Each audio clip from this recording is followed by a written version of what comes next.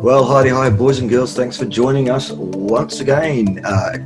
Exciting interview today with my new friend, Sai. Sai, how you doing?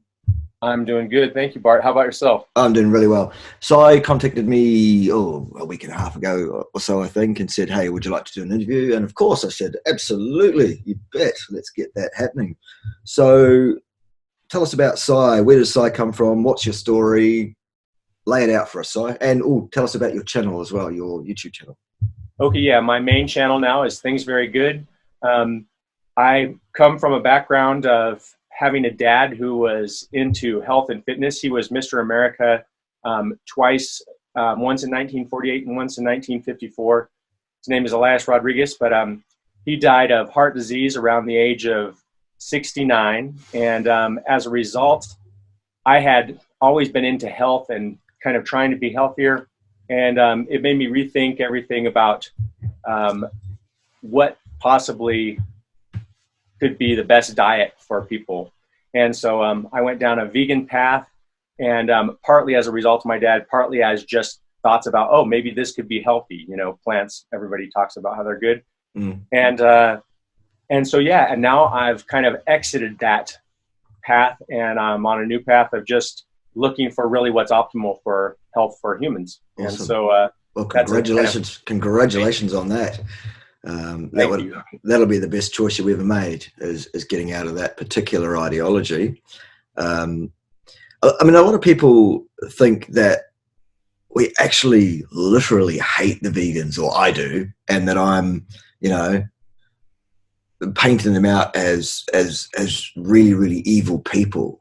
I'm actually not. What I'm doing is pointing to the vegan influencers, the people who are claiming credibility, the people who are claiming authority and education in the area, and telling others to go and be vegan. They're the people who are evil, not the people who are doing it, not the people who are listening. Yeah. So I just wanted to make that one clear. The evildoers are the pushers, really. But anyway, that was an aside. So okay, so that's where you've come from. Probably a fairly typical story, I would have thought, in terms of the journey that I've heard that people have gone through. Generally it's an arc. There's some kind of distress or challenge to their own mortality that's put in front of them.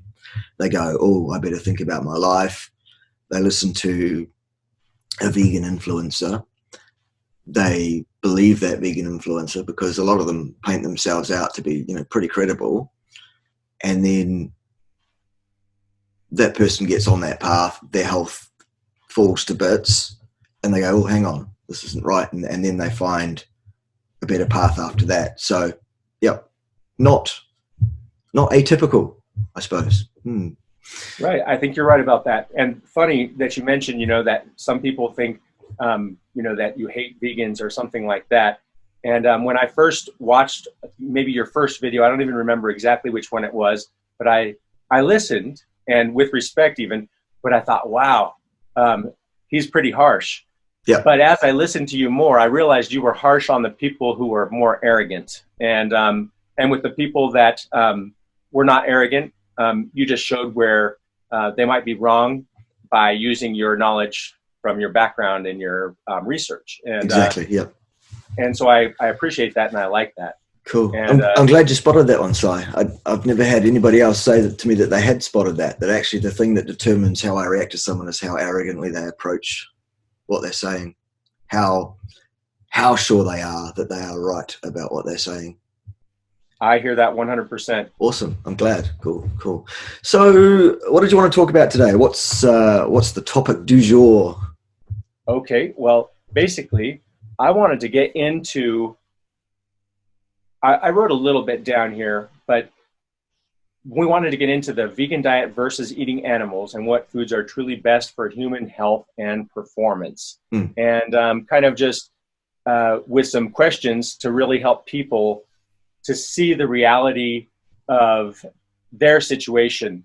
because maybe there's a lot of vegans like me who really believed, that this is probably a great thing because there's so much information out there kind of pushing this right now.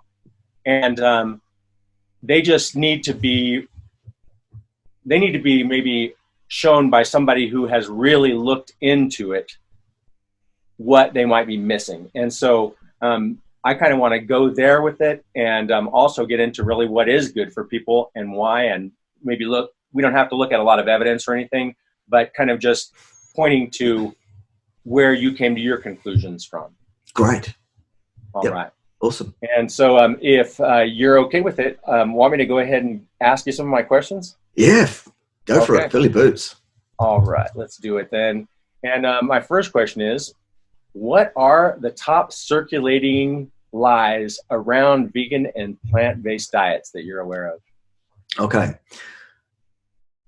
The vegan diet has never been shown to reverse atherosclerotic cardiovascular disease, ever. Okay. That's a big lie they throw around. There are 2 small-scale studies, one done by Esselstyn and one done by somebody else whose name eludes me at the moment. Doesn't matter. They're both very small studies with very small sample sizes. They don't have statistical power.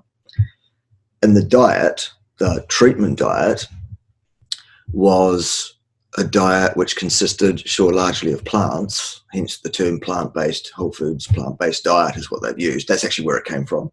But the diet actually contained quite a lot, really, relatively, of cheese and milk. Okay. So it wasn't really like... So it was not. It was not a vegan diet. So vegans that say a vegan diet is the only diet that's ever been shown experimentally to do this, that, or the other. No, I'm sorry, it hasn't. That's a lie. That's a lie that comes out often. Another big one for me is that a vegan diet saves the lives of animals. A vegan diet results in fewer animal deaths, is the implication. No. No. Sorry. Once we look at all the deaths of all the animals, even the ones that aren't cute and fuzzy with brown eyes that look up lovingly at you, all the animals, and we look at deaths attributable directly to the production of that food and the placement of that food on someone's plate, the vegan diet is vastly, vastly worse for numbers of animal deaths attributable. So that's another big one. I mean, that's just simple facts. I mean, I can't believe how anyone would suck that one up and go, okay, because this plate of plants is not animals, no animals died here, is what they say. Right. No, how do you think the plants got there? Anyway, so there's that one. One cattle beast, for example, could feed a family of 5 for a year. One. Okay, one cattle? Yeah. Okay, wow, that's pretty impressive. I wasn't sure what the exact numbers were, but yeah, so if somebody was eating the diet of basically grass-eating animals, like large grass-eating animals, then one cow could feed one family for a year. Yeah, that's a number, I hope I've got it right, and that's a number I got from Tristan Haggard, who is doing exactly that in his own life. He's living down there in South America on his own farm. He's growing his own beef and he's feeding his family that way. So he would know. Nice. Well, that makes sense. And I definitely have heard that, especially if somebody is going for the larger animals, that they could save the lives of more animals if they were really concerned about that. Yeah. And that being said, I know some vegans are going to say, oh, well, there's so many animals that get killed in the production of food for the animals that we would be eating, for example. Yeah. And so, and how would you respond to that? Oh, that one's easy. Excuse me. The stuff they feed the ruminant animals, the additional plant feed that they give them, is the stuff that humans don't eat, can't eat, won't eat. They're not feeding cows cobs of corn. They're feeding them the husks and the stalks and the stuff that humans won't eat.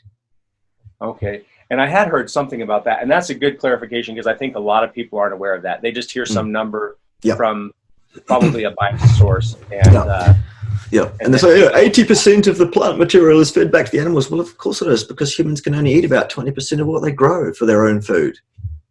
That makes sense, right? Yeah. And it's the part that we like, as opposed to like the husk. This is the kind of spin doctrine. So that's a third one. How many did you want? 5, wasn't it? As many as you want to give, and we can, at any point, we can move on, or we can go in a different direction with it too. But cool, got it. Okay. What's another real big vegan lie?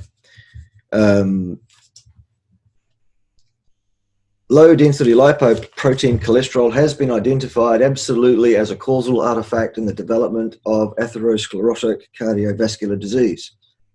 False. Lie. Complete lie. That's an interesting one. Yeah. I mean, I get into that on my channel. I've got a playlist now of 30 plus videos. So there are many, many hours of videos of me talking about the science in this area that people can go and have a look at if they like. Certainly we can also touch on that today if that's somewhere that you want to go as well. I'm not saying, oh, let's not talk about it. I'm just saying I have at length, and people can go and look at that, but we can cover it briefly if needs be. Yeah, and that's a big one. People are going to say, well, I mean, they've been told through media of all sorts that that's one of the big killers, and that the LDL is the bad, of course, and the HDL is the good. And so I don't think we need to go into great depth, because I would recommend people check out your channel and learn a lot more. But on a very basic level, how do you think that people have come to that conclusion, and where did the people that kind of promoted that get the idea or decide to do it? Okay, so the very beginning of it was a proposal by a scientist, a hypothesis that cholesterol would be involved in the development of the heart disease process.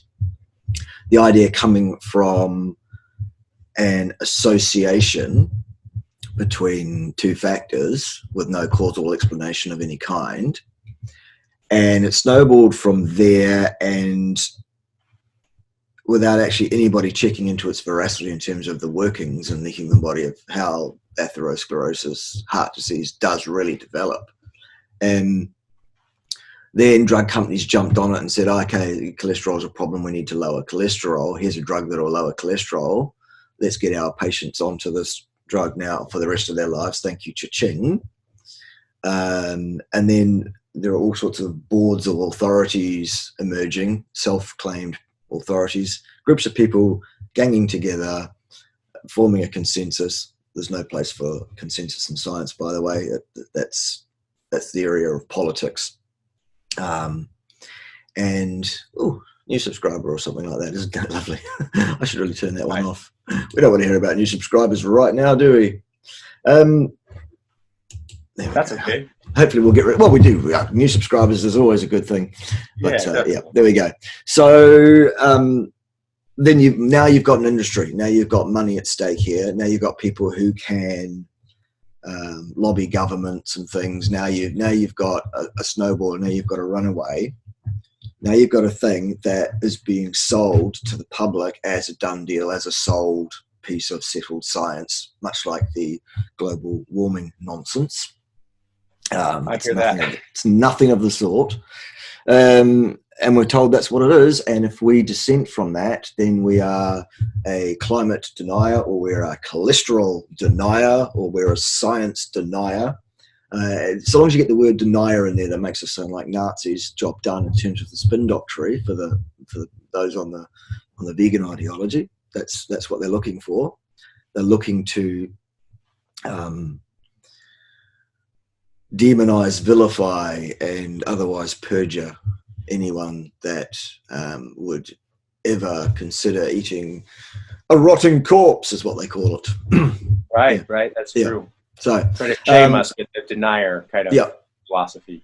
So that's massive lie number 4, I guess. Cholesterol being a causal agent in heart disease. No, it isn't. Lie number 5, and these are not in order of bigness or badness. These are just numbers. As they came into my brain is what I mean. The biggest lie I hear from vegans is we have a bunch of really good science behind the vegan diet. We have thousands of papers. We have years and decades of research. No, you don't. I definitely hear that one. Maybe you could expand on that a little bit, because I think that's a really big one. And I kind of even have my own thoughts about why that wouldn't be true. But I know you know. So let's hear a little bit about that. Okay, so for those that don't know, my background is in science. I've been an active working experimental scientist working at the coalface in laboratories, and previously I no longer am. I've chosen a different path these days, but I did that for 17 years, and I taught at a number of universities as a senior lecturer over the same sort of period of time, both here in New Zealand and also in Australasia, around Australia. Also up in the UK. So, I kind of did a bit of that, and I published a few things, and I've done some research. I've been about in terms of science, and I've even acted as the peer reviewer for a number of different academic journals when people send their papers in, and I'm kind of the judge of whether their paper's up to it. So that's the background in terms of that. That's just for anyone that's new to me and doesn't know who I am, I guess. Right, yeah, and I suspect there will be some people coming from my side that might not know. Yeah. And I'm purely so I give you that background because I don't want your people to think, oh, hang on, here's a guy telling others not to be arrogant, and he kind of sounds that way himself. Well, my arrogance, if you like, my confidence is based on some pretty real world first-hand experience of having done the stuff, including if a statistical analysis is required for a data set for a paper, I'm able to do those calculations with a pen and paper and a calculator. I can actually do the statistics. I've taught the statistics. Yeah. So you have a really in-depth understanding of how it works and how they come to the numbers. So you can basically run it back yourself and see and check where they're getting it. Yes, that's exactly that. And I will need to adjust that green screen because it's part of my autism spectrum disorder. I can't just leave it going like that. It won't. That's all right. It won't take a sec to fix that up. No worries. Let's get that sorted. Like so. Look at that. That's much prettier, isn't it? Definitely better now for sure. I know it was a halo and stuff above my head, but there you go. Yeah. That's another story. Okay, so the thing about the science, here it is. Way back, this is some number of thousands of years ago, 2 or 3, depending on who you are actually going to accredit the scientific method to. The scientific method was developed, and what it demands is that you make a prediction which is falsifiable, absolutely falsifiable, through observation. Then what you do is you test that prediction by observing the relationship between the two variables that are concerned, X versus Y. If I manipulate X, does Y change? And if so, is that in a predictable fashion? Yeah? That makes sense, yes. Then we make a decision, a binary decision. We accept our hypothesis as being correct with a confidence level. We are 95% sure we've got this right. Okay. Or, for example, or the other decision is we now reject our hypothesis, saying we are only 94.9% sure that there's a difference here. Therefore, the hypothesis is rejected. Binary, dichotomous. It's called empirical positivism for those that want to know about the philosophy of it all. What it says is that grey does not exist.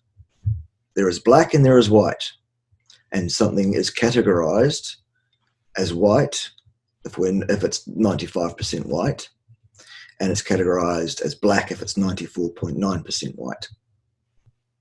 Okay. All and right. the inverse is true for black. All right. Okay. That makes sense. So basically that 5% right there is what makes the difference. Yep. Whether it's really black or really white. Yes. Yeah. So something that's really, really white is classified as white. And everything else is black, of all shades of grey. Do I agree with that as a philosophy? Not necessarily. I think it's probably not the greatest thing in the world, because we can look around us and see grey everywhere. Grey is a thing. Science doesn't recognise grey. It recognises black and white. The only sort of even mention of grey in science is this confidence interval that they put around something.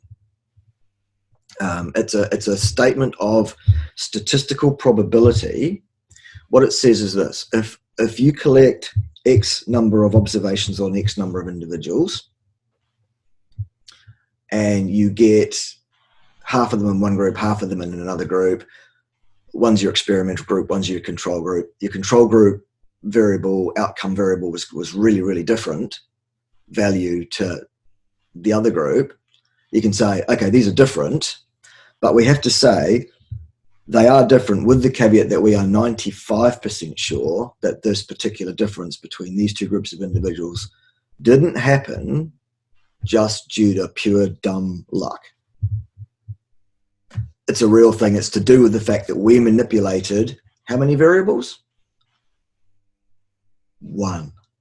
Okay, that makes sense. So you can know with 95% certainty that one variable was what made the difference. Yep.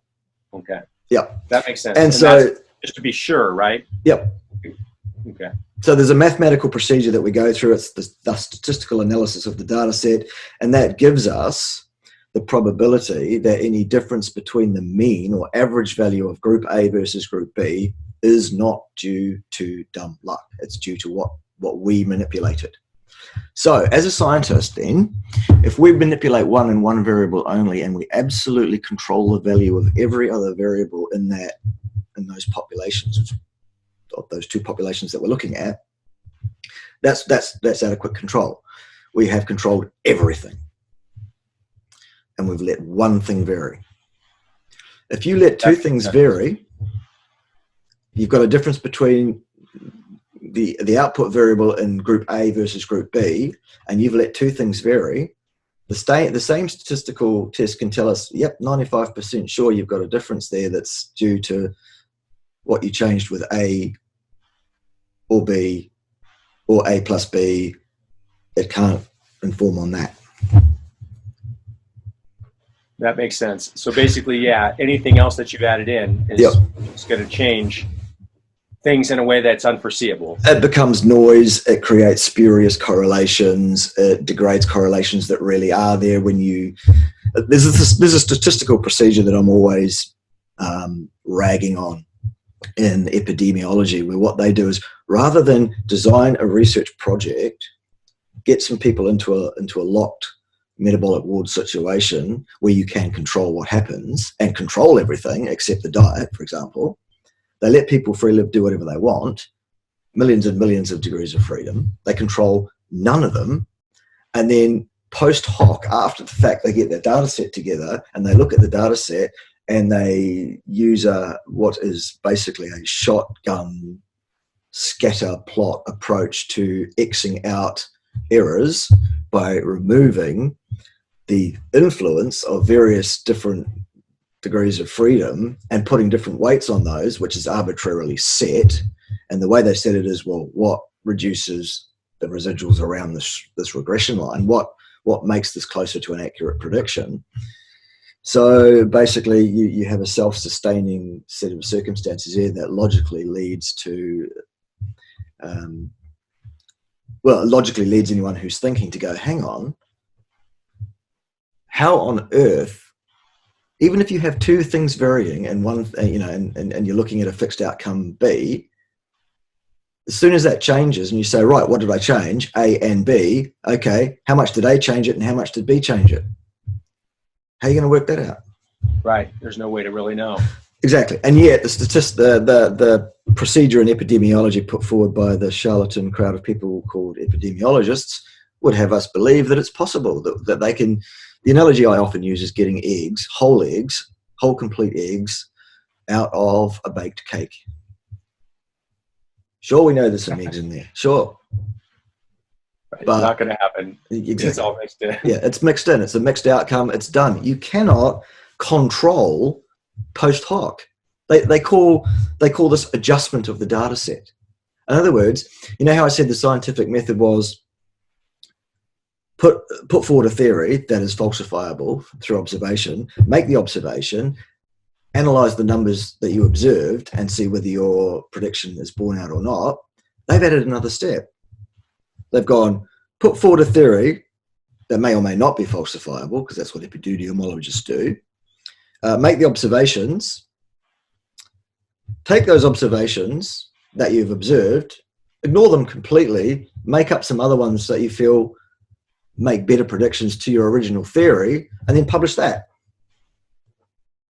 All right, so they're kind of they're guessing a lot, and then maybe pushing things in a certain way. Even? Yep, absolutely. It's bias. It's absolutely clear. It's agenda driven. It's a self-sustaining, self-serving argument that actually is not internally or externally logically consistent.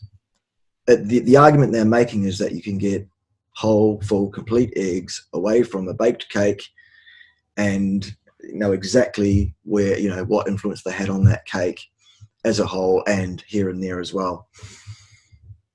It's crazy. That makes sense. Yeah, it's insane. And when somebody's using that type of science to argue in favor of a vegan diet, the one thing I notice they always leave out too is that there really isn't anybody eating a vegan diet in any large scale. I mean, even if they call it plant-based, it's not. It still has animal foods involved in it. So, so that makes sense. And did you want to expand any more on that, or do you want to kind of go on to the next?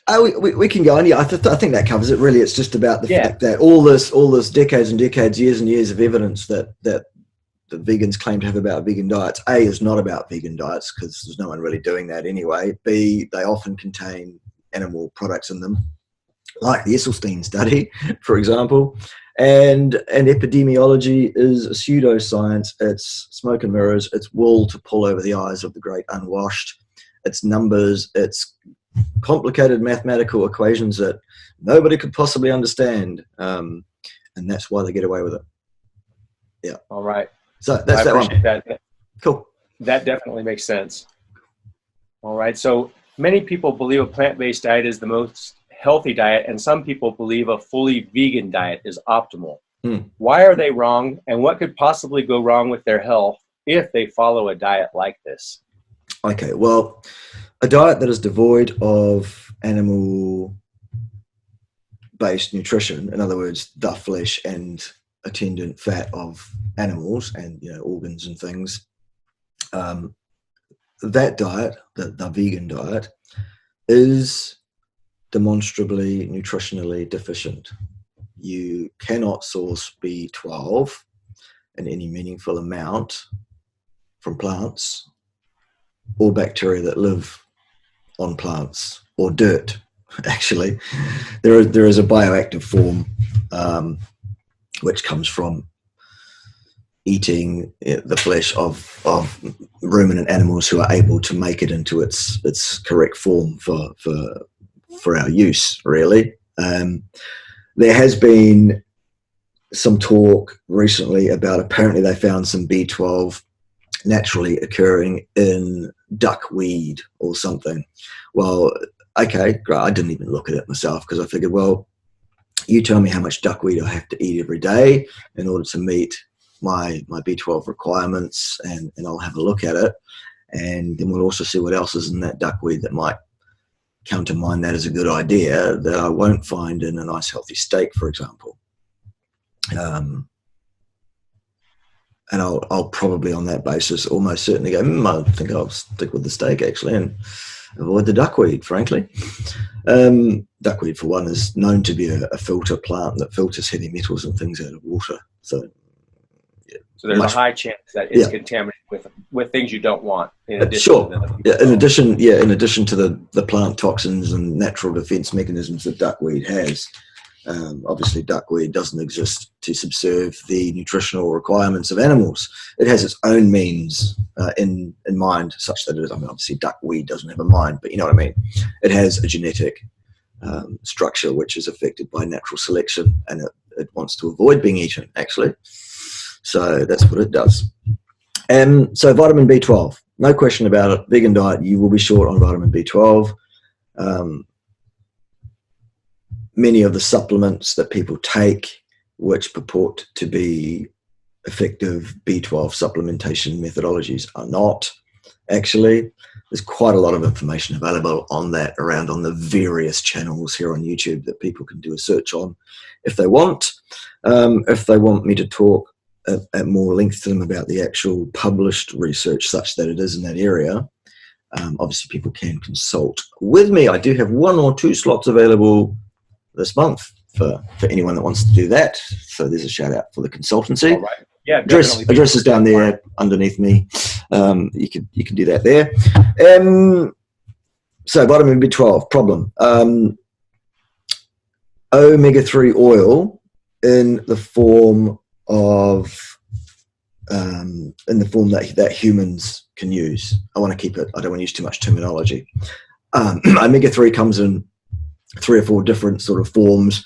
Only one of those forms is suitable for the use by human beings. You can't get that form from plant material, and neither can you change the plant form into the animal form particularly effectively. You would have to eat truckloads of food to achieve a good omega-3 intake from plant foods alone. So that's going to be short. Okay. Vitamin A, in other words, retinol, you can only get from animal sources. I hear the vegans screaming at the screen right now. Haven't you heard of beta-carotene, pro-vitamin A? Right. Yes, we've heard of it. Again, your body can't convert pro-retinol or beta-carotene very effectively into retinol at all. Actually, it ends up building up in your system and actually turns your skin orange. Mike, whatever your name is, that's what happens if you eat too much pro-retinol, too much beta-carotene. It will actually color your skin orange. So yeah, that might be going on for Mike the vegan, for example. Or is that the filter he uses so that he doesn't look grey? Because actually I'm told that in real life he's actually grey, like properly ashen. Yeah, I don't know. Maybe he'd like to answer that one. There is some truth in that, though. The color of the skin is usually different. It is, yeah. People who are vegan for a long time. You may look. They may, before they start to look orange, they may actually start to look yellow first. Oh, you're looking jaundiced, or yeah. And you might think, oh, you're looking unhealthy. You're looking jaundiced because of your vegan diet. Well, it is because of the vegan diet, but it's probably beta-carotene building up in your fat cells because you can't convert it, and so it just stores it there. Really. What else happens on a vegan diet? If you're not a roid junkie, you're going to lose muscle mass on a vegan diet if you don't take steroids.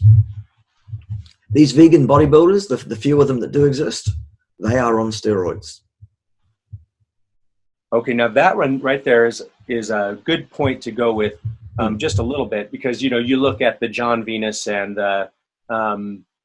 we all know about Hench Herbivore, and I suspect that he's probably on some kind of something. Yeah, And John Venus claims, you know, that he just uses protein powder.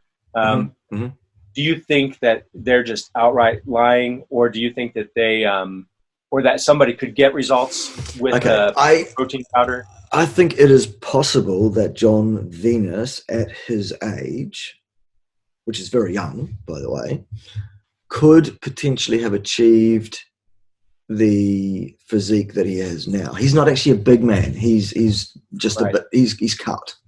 He's lean. He's got a little bit of muscle mass, but he's not like, I wouldn't call him a bodybuilder remotely. When I said these bodybuilders are on roids, I mean the guys with any kind of actual mass. Okay. Yeah. I hear that, definitely. Yeah. That makes sense. You do not achieve that. Even the guys that eat meat, they do not achieve that without taking something. Okay, that is not, oh, I'm all natty. Bullshit. That is physiologically not feasible.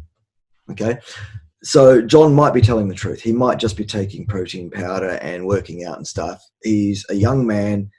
His constitution will be at its peak at his age. His ability to cope with the abuse of a vegan diet, if indeed he really genuinely is following one, would be at its peak now. So I would be really, really interested to have a look at John Venus at 40 years of age and see where he's at. If, as I say, if he really does, or if he even has been following a vegan diet. Because as it turns out, apparently John Vegan's definition of vegan diet includes eggs. Right. I did hear that he had, I think he even acknowledged that he accidentally ate some. Oh, you froze up there. It's all right. We'll wait for you to come back. Maybe he ate more than on accident too. I don't know about that. He isn't as careful as some people might be. So, yeah, that being said, yeah, I could see where people could run into problems. And I know what everybody's going to say, and there are plenty of people that say this. And I personally believe that this is wrong based on just looking at the absorption of different proteins. But a lot of vegans are going to say, oh, yeah, the plant protein is more bioavailable than the protein that comes from animal foods. And they're going to say it's because of something like, because the amino acids are more free and they're not bound to each other in the same way or something. And it's probably based on something they heard, not something that is true. But yeah.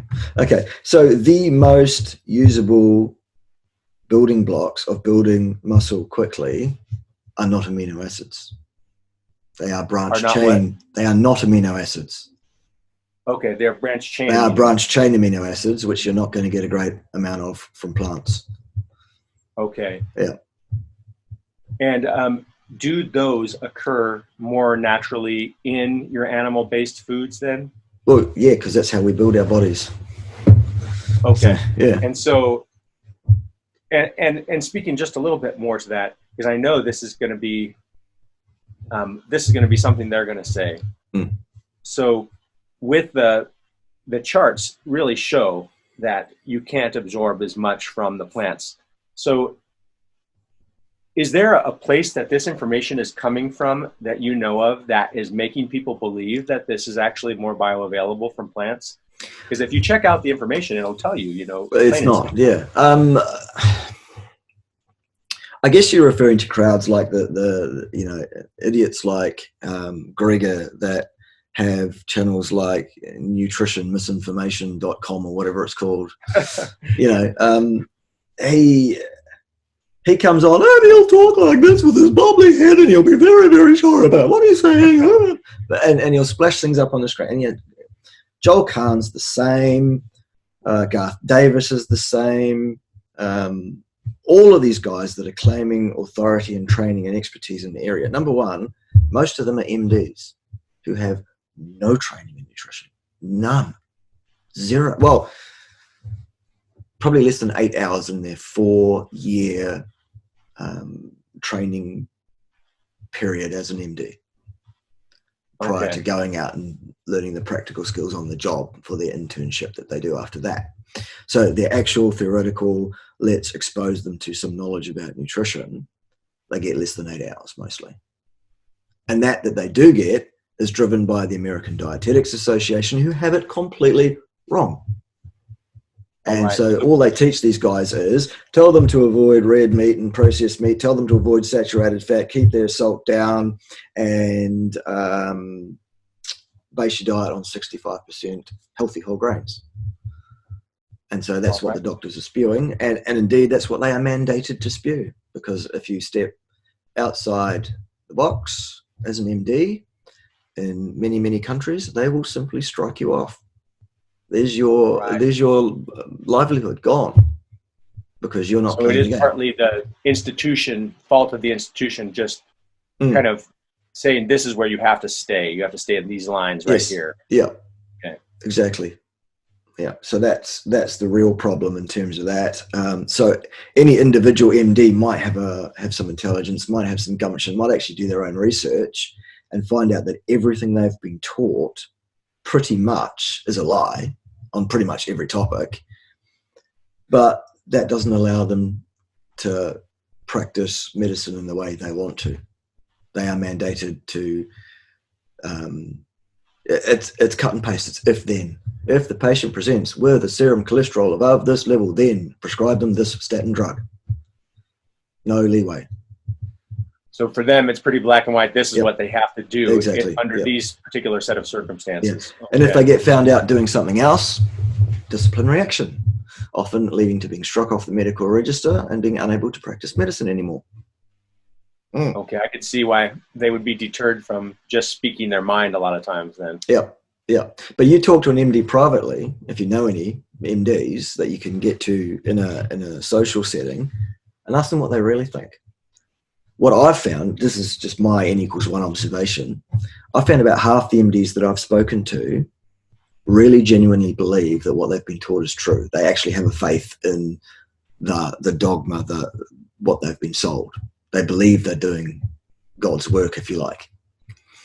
The other half go, I'm doing what I have to do to survive. I'm keeping my head below the parapets. I have a large debt to pay off before I die, mostly. I can imagine that's true for a lot of them. Yeah. As it turns out, I think the stats for doctors are their lifespan is around about, I think it's under 60. The average lifespan of an MD, because of the way they live, really. The stress and, the long hours and the stupid hours and non-native EMF and all of that stuff. And it turns out that most doctors, most MDs come out of debt about 59. Wow. Yeah, that's a long time to wait to. So, boys and girls, if you're thinking about medicine as a career, I wouldn't bother.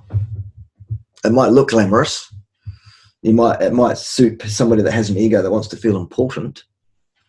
But if you want to line your nest, no, not the way to go. Yeah. Unless, of course, you want to be a crackpot and sell snake oil and Jolcan and, that kind of thing. Right. Yeah. Just use the credentials to kind of get people to believe you, right? Yeah. Yeah. Buy Jolcan's algae-based DHA oil. That's the omega-3 I was talking about, he says. Until you look at, studies that show that such things are usually badly tainted with very, very dangerous oxidation products known as aldehydes, which will tear your lipid rafts to pieces, destroy your cell membranes, wreck your DNA. Sounds like it might be a carcinogen a bit, doesn't it? Now that last part I didn't quite get. So it's what is it that you were saying exactly? Oh, okay. So omega-3 oils in supplement form that you can buy, either from pharmacies or from Jolcan's snake oil business, if you like. The one that he says is great and vegan because it's algae-based. Well, great. We looked, myself and my partner, we looked into this. We did some research and we found that 2/3 of all omega-3 supplements that we looked at were tainted with aldehydes. Okay. And of the algae-based ones that we looked at, 100% of them, every one, was tainted with aldehydes. And those wreak havoc on your system? They basically tear your cells to pieces, They chemically interact with your cells, with your proteins, with your lipids, and bind to these things and change them around and tear things to pieces. That you don't want aldehydes anywhere near. Even at very low concentrations, they are vastly damaging. And that's what they're selling you. Buy this healthy omega-3 oil, let's say. Oh, yeah, okay, well, good luck. Right, I hear that, definitely. Yeah, I'm always skeptical about the supplements, for sure. And if I do take something, then I want to know a lot about it first, for sure. Yep. So that's good information to know. Cool. So let's look at another question here.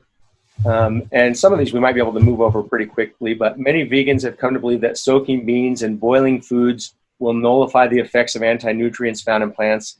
Is there some truth in this? Yes, there is some truth to that in some of the anti-nutrients cases. Boiling also tends to break some of them down, or exposure to high levels of temperature as well. So soaking and temperature are the two tools of trade that make anything a vegan puts into their mouth remotely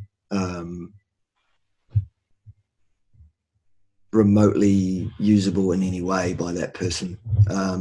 Yes, these things can reduce down by I think I've heard that soaking beans reduces the problem with beans by 80% or whatever, but not 100. Okay, so they get some of the anti-nutrients, Yeah, like they can eliminate to some degree, but not completely, and not all of them. Yeah, that's what it looks like. Yes, and don't know. It's still something that I would avoid, given that N=1 again. I've observed with me, and thousands of people have said the same thing about themselves too. So N=thousands, if you like. Oh no, anecdotal evidence, no good. Here's what I found. Every single time I put plants of any kind into my body reacts negatively. Every time. I've never reacted negatively to an animal-based food ever that I'm aware of. Okay, and just speaking a little bit more on that, maybe where you came from, because I know that you kind of came from well, you at some point got into keto, right? Yeah. And I'm guessing you were still eating plants initially. Is that correct? Yes, during many of the keto years. So I started following a ketogenic approach in around about year 2000. Okay, yeah, that's a good while. Yeah, a fair whack. So that was well before it was kind of cool and trendy, and people were talking about it and arguing about it. It was just like, oh, what's that? People would say at that stage. So yeah, the plants were still going in, the problems were still happening. What I found was that the difference between standard diet and keto diet was that my health issues, such that they were at the time, were probably about 75, maybe 80% better. Okay, so it was a good start then. Absolutely. But I was always looking for that last 15%. I could never find it until I tried carnivore up to around about a 70% level, which was about 3 years ago. And then that got me to sort of more like 90%. And I thought, well, I might as well go 95% carnivore and see if that fixes me to 95%. Guess what? That's pretty much what happened. So I've kind of stuck with that ever since, obviously with the odd transgression here and there, because we're all human beings. And my default behavior when under stress is to feed myself pizza and drink beer. So all I really have to do is get that under control, and then I can say I'm pretty much 100% carnivore, because that happens possibly 5 days in 100 that I would actually eat pizza or drink beer. And that number comes from my journals. So it's not a guess. That's what it is. It's about 5 days in 100. I hear that. That definitely makes sense. So yeah, and everybody probably has those things that once in a while they go to something that just like for a treat or whatever they call it. Yeah. Yeah. But I would sing it. I would sing the praises of carnivore till the cows come home. I would sing it from the rooftops, even if I was personally not following a carnivore lifestyle, purely on what I've seen, the weight, the absolute weight of positive anecdotes from people, as balanced against the complete or very near complete absence of any negative reports from people who have tried carnivore. That's not true of the vegan diet, is it? No, it's not. No. And I know from experience very, very well. I always believed that the vegan diet was, I thought going into it, I did it for health reasons, believed it was optimal. And I believed it based upon a juice fast I did. And it was a book called Making Your Juice Your Drugstore. I did a week-long fast of drinking only vegetable juices that I juiced. And they were carrot, celery, and beet juice. And I felt better in a certain way. And it was probably because I eliminated a lot of things that were not good for me at all. And one way or another, or the fasting effect, maybe. Yeah. But as time went on, I always kind of believed that as I was getting older, things were just happening. But looking back now, I know I was always looking for another way to do the vegan diet. I was trying to figure out the right way or the best way, and for a long, long time.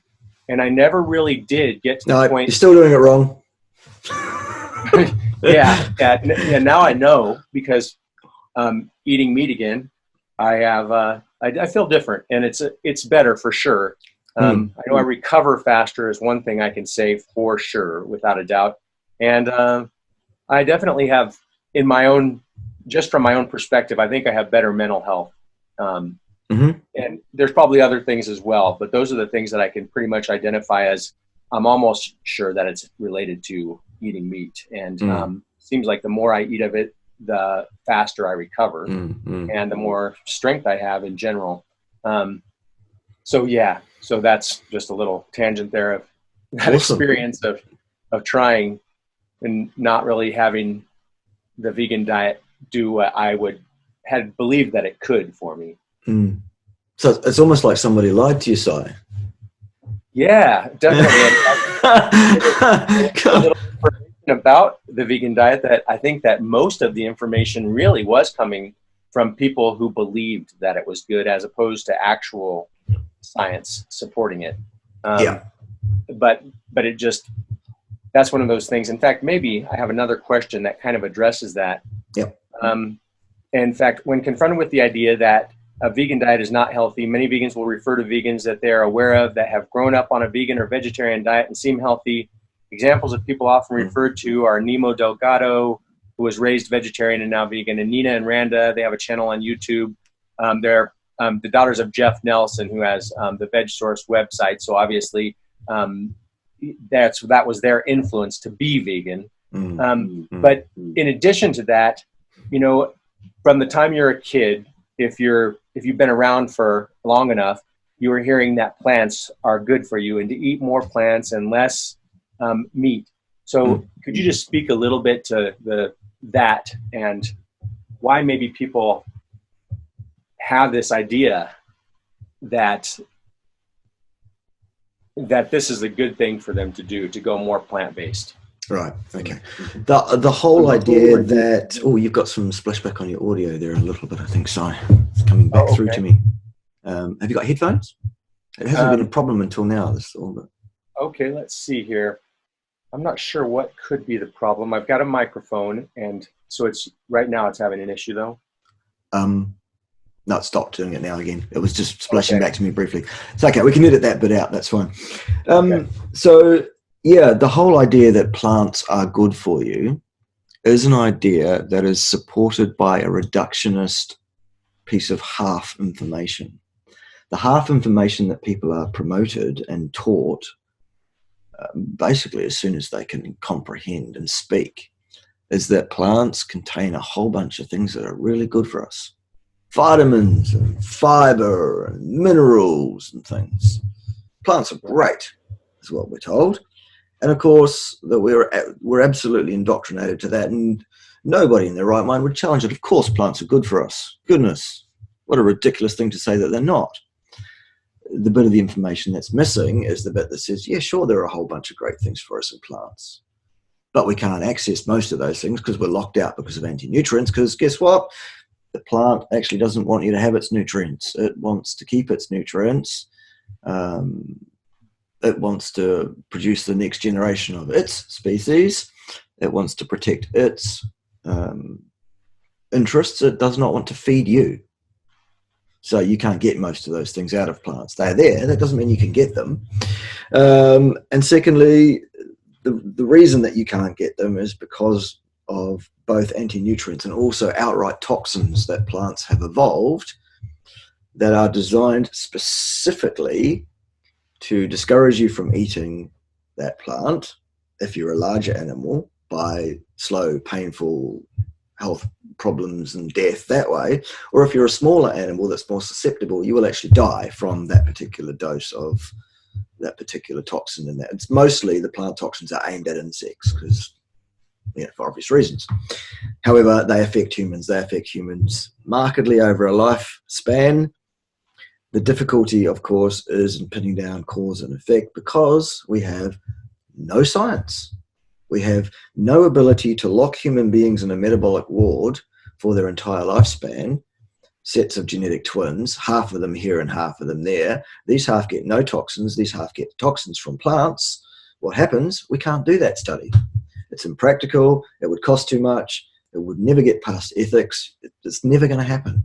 So we're never going to be able to say, here is the cause and effect evidence. However, the same is true for the people saying vitamin C is good for you, or calcium in cow's milk is good for you, or whatever it is. They're saying, yeah, look, here's a thing that we have some theories about why it's good for your body. Here's a plant that contains that thing, or here's an animal source of food that contains that thing. Therefore, this thing is good for you. That's as good as their argument is, because they haven't locked people in the ward either and fed them milk for a lifespan in one group and no milk for a lifespan in the other group to see who has the best calcium uptake. And that's one of the things I like about you, is that you're able to speak from the perspective of showing that the science on both sides is flawed because of missing what you would need to control it, right? Yeah, I mean, I guess for me, the only thing I would say about what you just said, Si, is I would strike the word flawed in terms of nutrition science, and I would put the word absent in its place. There is no nutritional science. There is only nutritional conjecture. As I say, science, as per the scientific method, as per those that want to apply the disciplines properly, which are black and white, here are the rules, no deviation. You take two populations of otherwise identical people, you keep them away from each other, you control every aspect of their lives except for the one that you're interested in, and then you track their outcome variable as a response to that one thing that you've changed. If you're not doing that, you are not doing science. That does make sense. You are pontificating, you are taking up space, and you are actually misleading the public in a great, massive way because of these vox pop headlines of people misrepresenting the science. And it's often actually at the behest of the authors of said science who are misrepresenting the same by the very title of the article, usually. That's an editorial issue, which I have a bugbear about, but there you go. I think the whole thrust of my message, my whole channel's message is this: don't get sucked into believing that people in white coats that say I'm a scientist actually know what causes what. At the end of the day, that's what science is about. It's about explaining what we observe mechanistically. It's about saying, okay, this causes that, and here's why. Right, and if you can't do that, then it's not really. No, I'm not saying that's not useful. I'm just saying don't call it science. Science starts and stops with experimental, interventional, properly designed, properly controlled, properly powered, properly tenured, all those things. And therefore a scientific inference on a data set is only as good as the research design. As soon as you compromise on any of those central tenets of science, you have invalidated your study. There's no hierarchy. There's no hierarchy of goodness in science, no hierarchy of evidence. There are studies which are good and valid internally and externally, and there are studies that are not. The ones that are not vastly, vastly outnumber the ones that are, unfortunately, because science is personed by human beings who are flawed, ill-disciplined, and lazy, basically. They want to be able to make huge claims, and so they bend the rules, they break the rules, they step outside the disciplines, and then they say, oh, look, here's a really good inference. And the general public look up at them adoringly and go, I love your white coat, and I believe you. And it's disgusting. I hear that, definitely. Yeah, 100%. In fact, that probably is one of the things that will probably be helpful for people, just because so many people just will believe something if it comes from a doctor because they believe that they have the knowledge and understanding, whereas you've pretty much been showing that the science doesn't really show what they would like for it to show. All of these characters that get up on their hind legs and say, we have all this evidence showing that either a vegan diet is good or a meat-based diet is bad, every single one of those people is lying. They are misrepresenting the facts. There is no science to support either of those claims. There is no science to support a claim that a vegan diet is good for you long term. There is no evidence that a meat-based diet is bad for you. There's also no evidence that a meat-based diet is good for you. And there's all of the inverses are true. Basically, what I'm saying is that there is no evidence for any of it. Okay, and that is a... Oh, no, go ahead. I was just going to say, that's why we still have encampment here in the nutrition field. That's why this argument continues. Because if the science was settled genuinely, then so too would the argument be settled. The argument is not settled, is it? We're still having it. Therefore, to say the science is settled there's no logic there, is there? No. So then to make it seem like what you're saying is remotely feasible, if you say we have all this evidence and they're just too stupid to understand it, that's where they have to go. And then it gets into a pissing contest, and then I get to say, well, okay, let's have a look at your CV, and I'll put it up against mine anytime you like, and then we're appealing to authority. Why are we doing that? Because there's no science. Right, I hear that, definitely. And as soon as one of these characters gets up on their hind legs and puts up purported science on the screen in front of us, it usually lasts about 2 minutes before I've torn 7 holes in it. Because that's what I do. I read science papers and I go, there's your problem, there it is. That's why nobody wants to debate me, I think. Because they want to talk about the science that is absent. That's why they hate me so much, because I'm the guy that can show that it's not there. So I get to be a science denier. Now that's what I am. I'm a science denier. Okay. Right, yeah, they're going to get you for that. Yeah, good. So now I'm a Nazi on that. Okay, good. Yeah. Okay, yeah, but that definitely makes sense, and I hear that. In fact, that's I can testify to my own struggle going through the time when I was vegan, especially, is there was a time period when I wanted so much for it to be right, and I wanted to know something. But the more that I experienced and looked into it, the more that I really just had to say, the only thing I can really be proud of from coming from that perspective is I always said, I don't know if you can actually be optimally healthy not eating meat. And I didn't know. So that's why I said that. But it was hard it was a hard conclusion to come to, because I wanted for that to be right so that I could understand and know something and show somebody something myself. And I just realized that, okay, wow, I'm an experiment, really. So yep, N equals 1. We're all our own N equals 1, aren't we? And we're all a little bit different in our genetic makeup. And so we will all respond a bit differently to the inputs. Really, at the end of the day, that's what we're all left with. We're all left with doing our own N equals 1 and working out what works for us.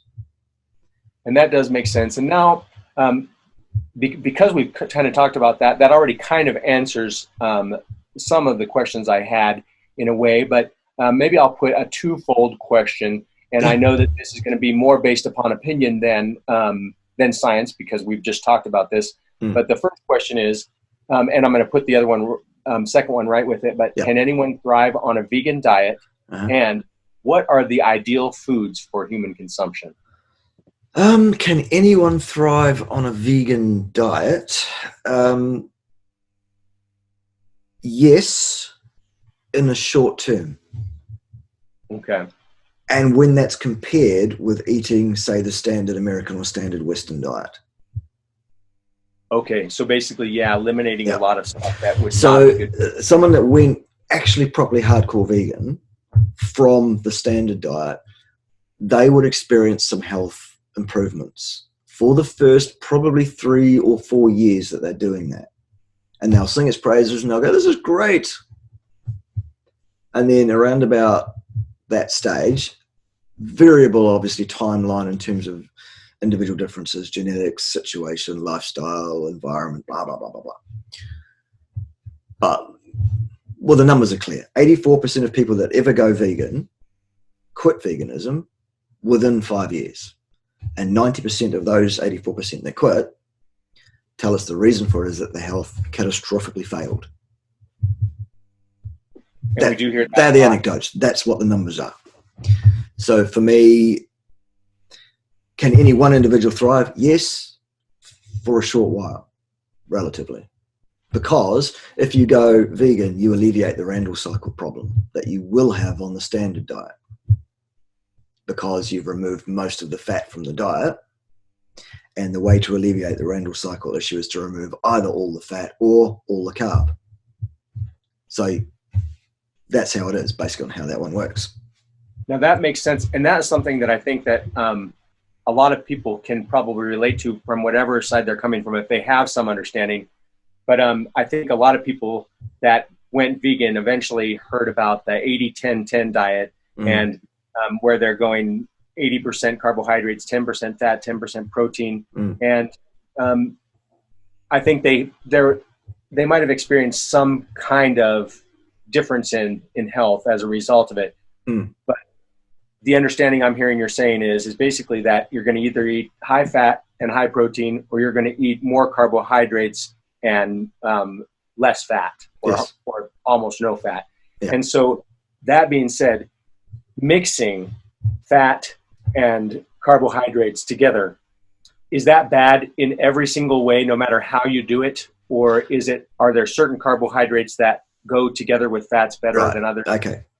The answer is a mixture of fats and carbohydrates, when the energy intake, the effective energy intake, the actual energy intake, not what it says on the nutrition label, what your body gets out of it, when that level of caloric intake exceeds expenditure, you have surplus energy in the form of substrates that have not been oxidized or used to create new body parts and whatever else. If you have excess substrate sitting around that is mixed, fat and carbohydrate, yes, that's a problem every single time. That will be stored as fat, that will cause inflammation, and inflammation is the root cause of diabetes, heart disease, and most cancers. There's all your big killers taken care of right there. All right. So Randall cycle is the thing that people need to educate themselves on. There's a video on my channel called Fats, Carbs, and Proteins or something. It's got a white thumbnail with blue livery black type on it. It's an older video. The audio isn't great.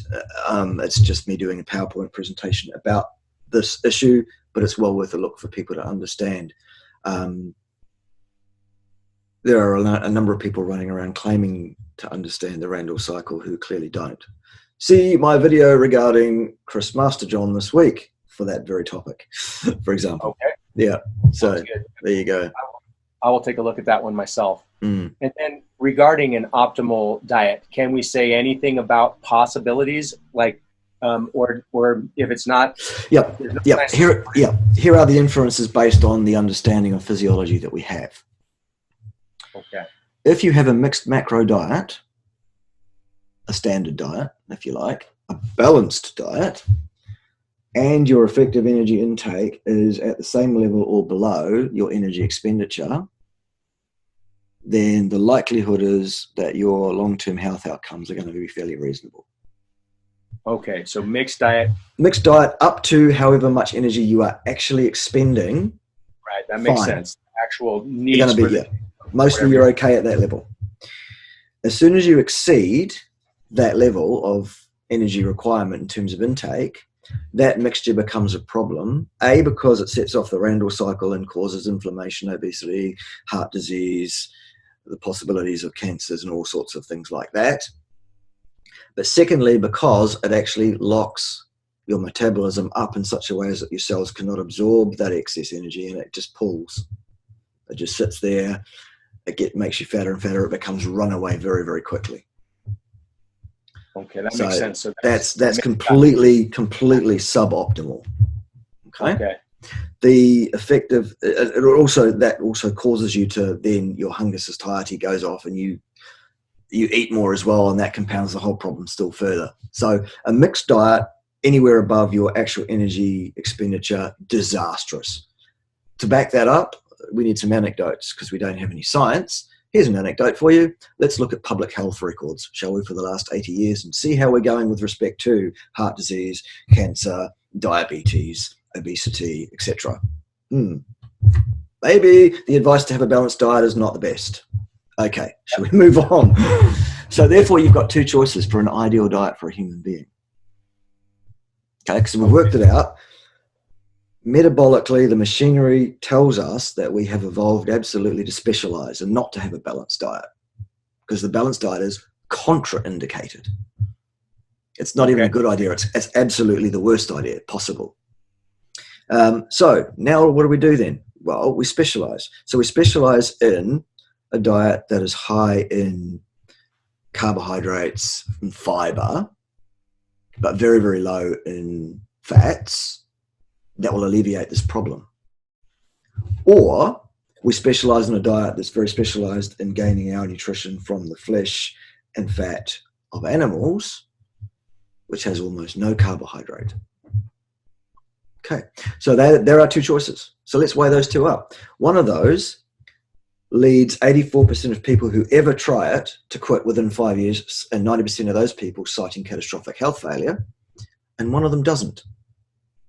In fact, there are basically no negative anecdotes even about the carnivore diet from actual people who've actually tried it at all, anywhere. I think I know which way I'm going.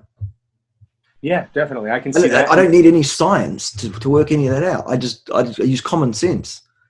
This is an example of comparing theory with observation in a non-scientific way and an anecdotal way to go, you know what?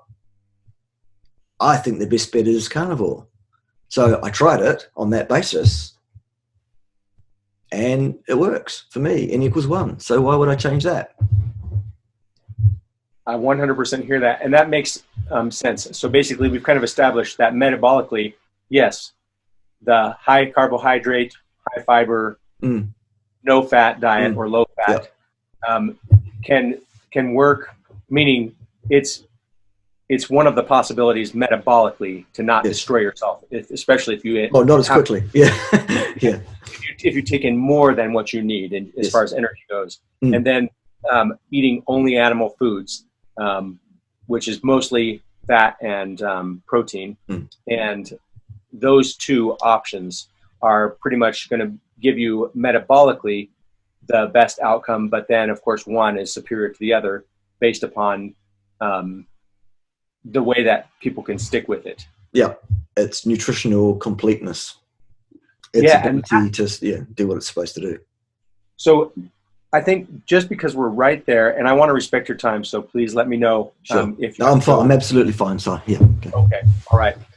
So that being said about the animal products, I know that when I was vegan, that a lot of people are just spouting about how there's no nutrition in animal products. I mean, now it's pretty well established. Most people do know that there's some nutrition in animal products, and there's quite a bit of certain particular nutrients. But as far as meeting all of those nutritional needs, can you just speak to that a little bit about how complete the animal-based diet is? Yep. And and then just to answer the question, is it essentially much easier to get all of your nutrients from the animal foods too? Yeah. Okay. So we have anecdotal reports from tens of thousands of carnivores and probably hundreds of thousands, actually, if I'm being realistic about the numbers of people who are on board and who are commenting and who are talking to us directly, etc., etc. One of them that we know about has been 100% carnivore for 22 years at this time. So it's, this fad that we've been doing for 350,000 years as a species, actually. I'll get back to that one. That's the N15 data. Okay.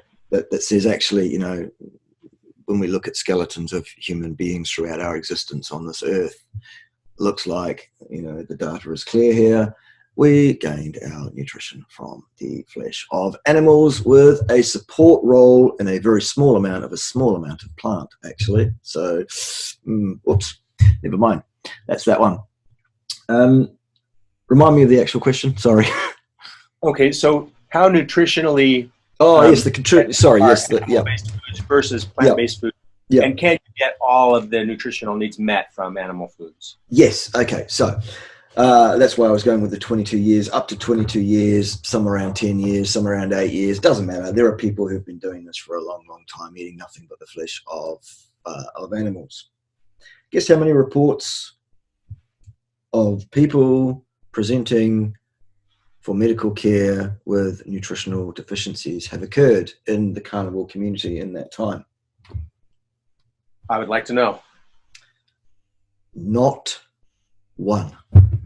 There's been So not one verified case of nutritional deficiency in 100% carnivores for up to and including 22 years of follow-up. Not one. That's okay. Now, let's go back to the stats on the other diet, shall we? 84% of people who ever try it quit within 5 years, and 90% of those cite catastrophic health failure born of nutritional deficiency. Slam dunk. True. Absolute slam dunk. We're done here.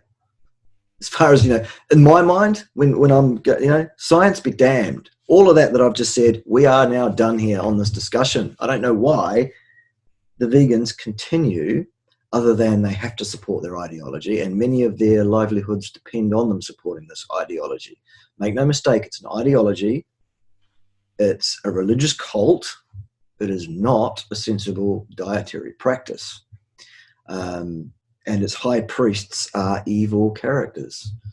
Well, I will continue to belittle, undercut, bring down, and, you know, that's because they are evil, evil people.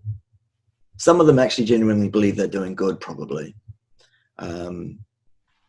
But incompetence is no excuse for evil behavior. I agree with you 100%. And I've seen that in the community of individuals who are talking about being vegan as the way to go or the only way to go. The arrogance of some of them and their sureness of something that there's no way you can be sure of is surprising. Yeah. And in addition, it seems that even if they have their own health failures, they won't acknowledge that it could possibly be even somewhat related to their diet. Yeah. So I hear that 100%. Well, let's see here. I might have another good one. Let's see what we've got. Okay. This is another one we already kind of know, but when it comes to bodybuilding or demanding fitness activities, what types of foods are best for performance and recovery? Yeah. And is there compelling evidence to support this? There are those who will tell you at the very high end of exercise intensity, for all the explosive work, for all that kind of stuff, that you must have carbs, and without carbs you will not be able to perform, etc., etc.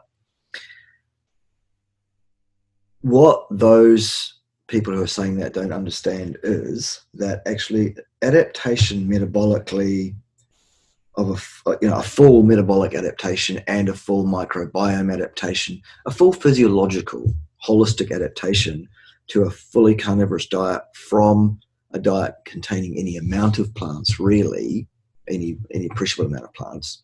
So you go standard diet to carnivore, for example. The transition period there before your body will be able to function optimally and before you'll be able to train optimally as an athlete, etc., is about 20 weeks. It's not overnight.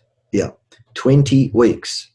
So do you want to know how many studies have ever been done on athletes who have been fully carnivorous for more than 20 weeks in terms of their performance on a various different performance metrics of various different exercise intensities and things that have been done. I think it's one that I'm aware of. Okay, so there's only been one. That I'm aware of. There may be others. The one I've seen was a very small scale study. It was a pilot study. It didn't have statistical power. All the same arguments we were talking about earlier. However, its inference, such that it is, was that the fully adapted fat-based athletes performed as well or better on every metric. There was no performance decrement on any of the measures: strength, power, aerobic capacity, speed, endurance of all sorts of different kinds, both sprint and long term, all the metrics, everything fine. The dietary requirement for human beings for carbohydrates is 0, not 1 gram per day, none at all. Some human beings are happier, healthier, do better with a small amount of carbohydrate in their diet. That's a genetic drift thing. That's because we've been doing it for so long that some of our genes are starting to adapt to that. The thing that determines largely, it seems to me, how much carb is ideal for you is where your genes most recently come from geographically on the globe. The closer to the equator, the more carb you can handle, basically. The more north or south you go of the equator, the less carb there should be in your diet. I wonder why. For the last 350,000 years, we've been living on a planet that's been most of that time frozen, pretty much. So there you go. That's that one. It all makes sense, really. Also fits in with the N15 isotope data that tells us what we really were eating, which was the flesh of animals with a little bit of plant, rather than finding a couple of fossilized poos that had a lot of fiber in them and concluding, Dr. Michael Brecker, that therefore throughout our history we've all eaten a lot of fiber. You absolute crackpot. No. And so but yeah, I did hear something like that from someone that was saying that the fiber was found in some old. So if you take two poos, one that's got a lot of fiber in it and one that doesn't, because it's fat and protein, and you put them out and you see which one is more likely to fossilize and remain for hundreds of thousands of years, which one do you think it's going to be? Probably the poo one because of the minerals, maybe, or I don't know. What? It's going to be the one with plant in it, because plant fiber doesn't break down that readily. It's protected. Okay. That's why you can't digest plants, because they don't want you to. Cellulose and stuff, lignins, and all that kind of stuff that lasts for ages. So of course, when you find it, but it's also why they might find that particular type of. Yeah. Okay. You do a shit that's full of protein and fat, and bacteria will break that down pretty quickly, and fungus will break that down quickly, and anyway. So it's going to be much harder to find it. Yep. Period. Yep. That makes sense. Yep. So let's look at some isotope testing of some actual skeletons. Oh look, N15 isotope test tells us people ate meat. Sorry, Dr. Gregor. Damn science again. Yeah, damn actual science. Yeah. All right. So now I am seeing here this one about cholesterol, which everybody is going to say something. You've kind of spoke about it a little bit early on, but many people have come to believe that cholesterol is the cause of heart disease, and they associate eating animal foods with disease in general. Can you speak about this and explain why it's not a concern? Basically, there is no evidence anywhere in the literature that cholesterol is connected in any way causally with the development of atherosclerosis heart disease. The best answer I can give you to this is that people really need to go and look at that playlist on my channel about cholesterol. I think it's just called Cholesterol. There are 30-something videos there. I cover the science at great depth over many, many hours.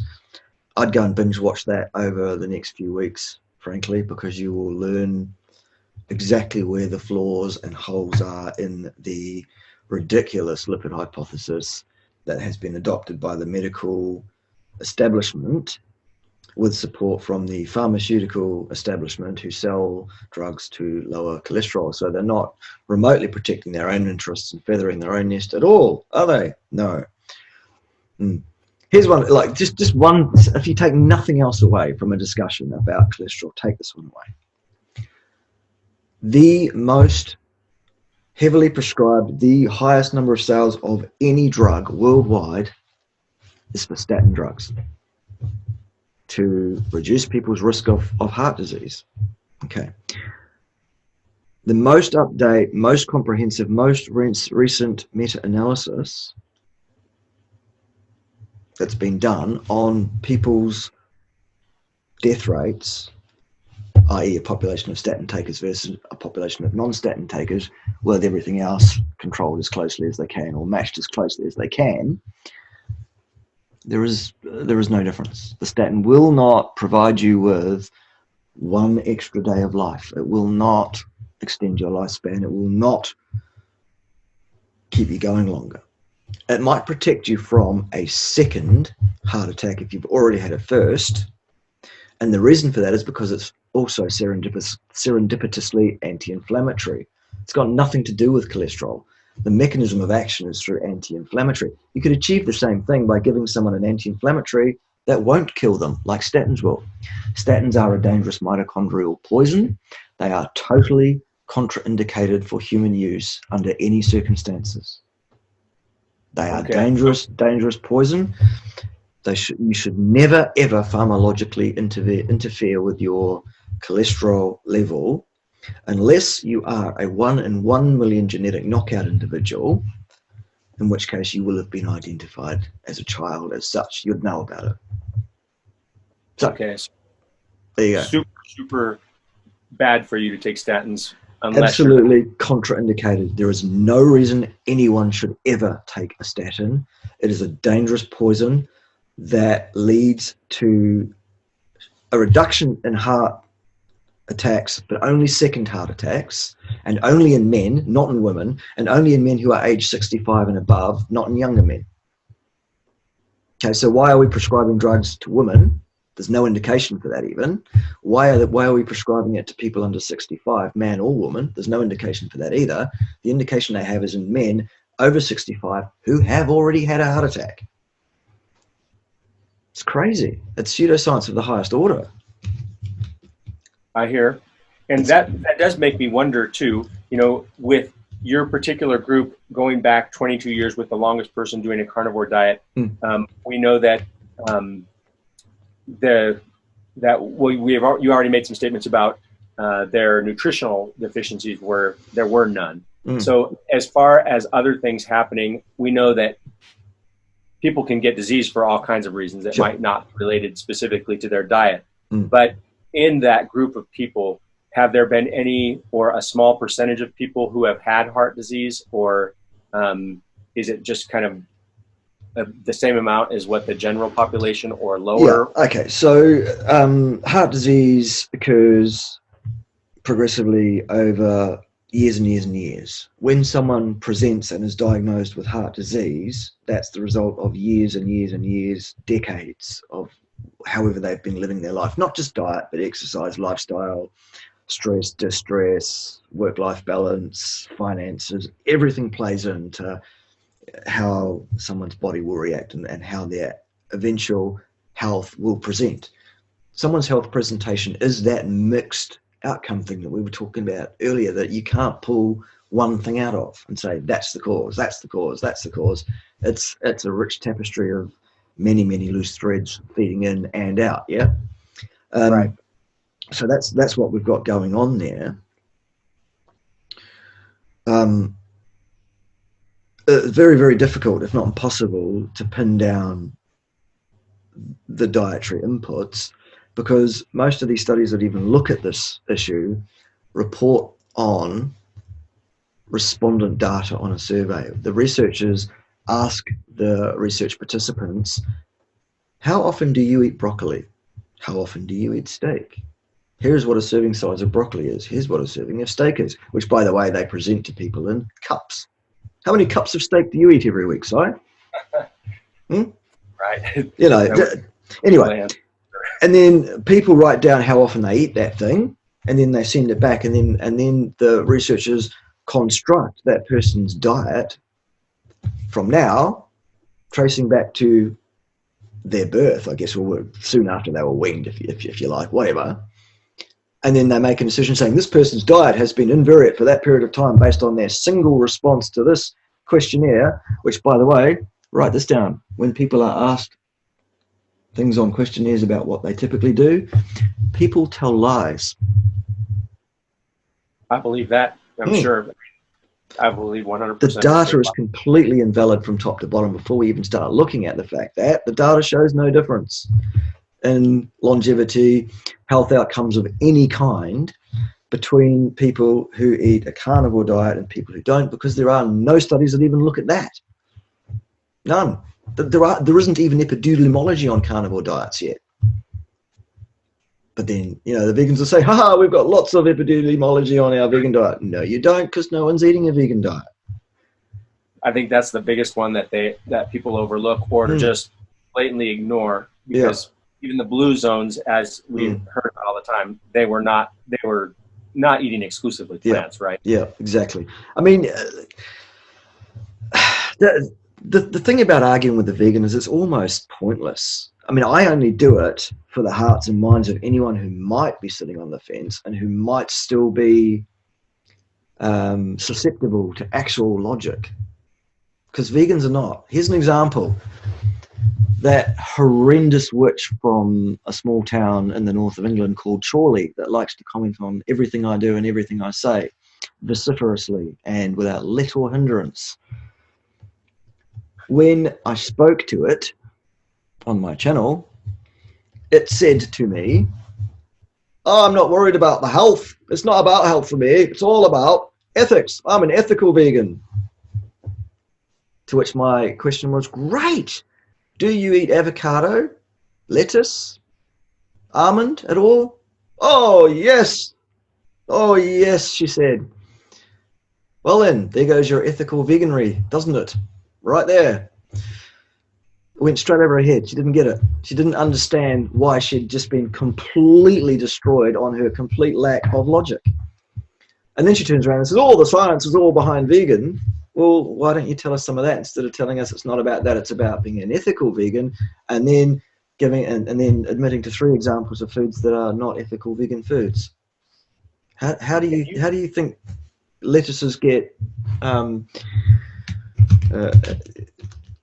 do they get fertilized? Well, it's bees. And do those bees live there? No, they're put on trucks. They are moved around the countryside to do that. The same for almonds and avocados. Beekeepers all over the states are driving these, millions of bees dying because bees are not naturally apt and happy about being put on trucks, driven around the country and plonked down in various places. It tends to mess them up. Now that does make sense. Yeah, very, very ethical veganry there, for example. So, I mean, if nothing else, I think probably the advice to anyone who doesn't have a very, very high level of training in this kind of pseudoscience, this kind of logical construction, this kind of argumentation, probably the best thing you can do is don't argue with a vegan. Don't even acknowledge that vegan at all. Because if you do, actually all you're doing is giving them a platform and inviting them to continue to spew their vile, bilious, excremental lies on the public or anyone who's listening at the time.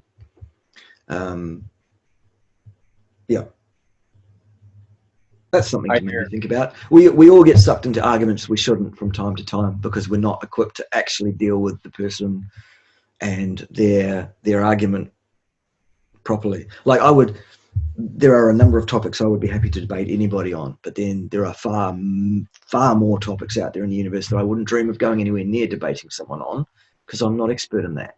And I think that's what a lot of people get wrong. They assume themselves to be expert in everything and a novice in absolutely nothing. It's kind of an ego problem that a lot of people have, I think. So there you go. True. So I did have another question that's basically about fruit, and I think I could make it a little more interesting though. But cool. The first part of the question was, is there a place for fruit in the diet? Yep. But I think that it might be more interesting to say, is there a place for fruit in the diet? Well, if there's a place for fruit in the diet, is is there a way, for example, that people can eat fruit where they're consuming those carbohydrates and they give their body enough time to metabolize it and take whatever they can use that's good for them out of it, but then still eat a heavy animal-based diet that has the higher fat and protein? So they're essentially, if fruits do play a place in the diet, can they get that nutrition out of them without causing themselves health problems in the way that they do it? All right. So the first and simplest stanza of the response is that there is nothing in fruit that you require nutritionally as a human being. There are no nutritional requirements for fruit. Fruit basically contains water, fiber, fructose, and some cofactors, none of which are required for human health and longevity, none of which are not sourceable entirely to requirements from from animal-based nutrition. Okay, so that's the first part of it. People say, oh, vitamin C though, in which case I would refer you to my several videos on my channel about vitamin C, one of which, or two of which I think are me primarily or solely, and one is a collaboration I did with Dr. Paul Saladino a few months back. They're all on my channel, all well worth looking at to explain what the vitamin C issue is and is not really. So there's that one. So, that's the easiest thing. Do you need fruit in your diet? Will you suffer consequences if you have no fruit in your diet? No, you won't. You do not need vitamin C. You do not need fiber. So, cool. Sorry, you do not need dietary. You really don't need. Yeah, let me be clear. You do not need dietary vitamin C. And neither, well, you don't need to seek vitamin C out specifically dietarily. If you eat a diet which is solely based on the meat of ruminant animals with some organs thrown in from time to time, if you like, then you will meet your actual effective vitamin C requirement intake-wise. You don't need the mega doses that people are throwing around. It's nonsense. Okay, so there's that. In terms of the Randall cycle thing that you're talking about there, it's really variable between individuals. It can take a few days actually for stuff to clear out of the system, for a backlog to clear. So you'd really need to separate your fruits out from your meats by about 72 hours to be pretty sure that they're not cross-talking. So that would subject you pretty much to doing a 3-day fast every time you want to switch between fruits and meats. So why would you bother? Because you don't need anything that's in the fruit. Okay, so yeah, then that makes sense. It's not really practical for people to switch back and forth. No, it's not a good idea. No, and as I say, there's nothing in the fruit you need, so why would you? Okay, and that is something that I think a lot of people have a misconception about, because you always hear about the different types of polyphenols and whatever antioxidants that are in certain fruits and things like that. And so, but this is a question that might be interesting for people, because I think that antioxidants are really something people need when they're doing some kind of damage to their body. And maybe a lot of people don't think about that. But so if you're eating a lot of plants, you probably need more antioxidants than if you're eating an animal-based diet. Exactly. Yeah, it is. Exactly. So if you're eating an animal-based diet, it's really not an issue. No. And in fact, the antioxidant activity, for example, of vitamin C is completely replaced in the human body by uric acid, which is produced when you eat meat. Okay. A lot of people think uric acid is a nasty thing that causes gout. No, uric acid is a powerful antioxidant. Interesting. Okay, I'd never heard of it referred to that way. I was aware of uric acid increases from higher protein consumption, but I didn't know that it is actually considered an antioxidant. That's very interesting. So that being said, maybe there's one more thing we could clear up for people. And I know that a lot of people have already come to this understanding, but a lot of people have believed that the uric acid was depleting the body of calcium and other minerals And can you just speak to that for a minute? I haven't seen any bone mineral scans on any carnivores that show any form of osteopenia that would not be within the normative ranges for anybody in the general population of the same gender and age. Okay. And so it's really not something that... It's a theoretical problem. It's one of the... You see, the vegans like to throw up theoretical problems all the time. Oh, it'll, meat will leach your bones of calcium. Well, goodness, why would the thing that we have evolved eating, as shown by the N15 data for the last 350,000 years, why would that be the thing that kills us? Instead of the thing that we've added in the last 10,000 years that has completely destroyed our health, the plant matter, that we're not evolved for, that we're not designed by nature, by natural selection to consume and to eat. Gosh, I don't know. People seem to... It's confirmation bias, I think, Si. People will take a position on something. They'll get half the information they need to make a reasonable decision, if even half. They'll make that decision, and then they'll defend that position to the death without remotely considering actual common sense, actual logic, actual observations of how things work in the actual universe that we actually find ourselves in over here, in the real reality. It stuns me. And I think it's down to the fact that the diet is so deficient that it's no wonder that the brain function of these people becomes so compromised. They become so dependent and indoctrinated, it becomes their entire identity. When you speak to a vegan, it's the first thing they'll tell you, I'm a vegan, within 5 seconds. True. As if we couldn't pick you from 20 paces anyway, pal. It's vegans, cyclists, and CrossFitters.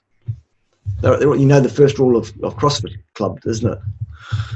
You must never stop talking about CrossFit. And I think it's the same for veganism and cyclists. Imagine a CrossFitting vegan cyclist. Oh, that's right. We don't have to imagine it. There's one living in Australia. And he's a complete womble, isn't he? He's definitely very... he believes he's right, or at least says that he's right. Without any doubt.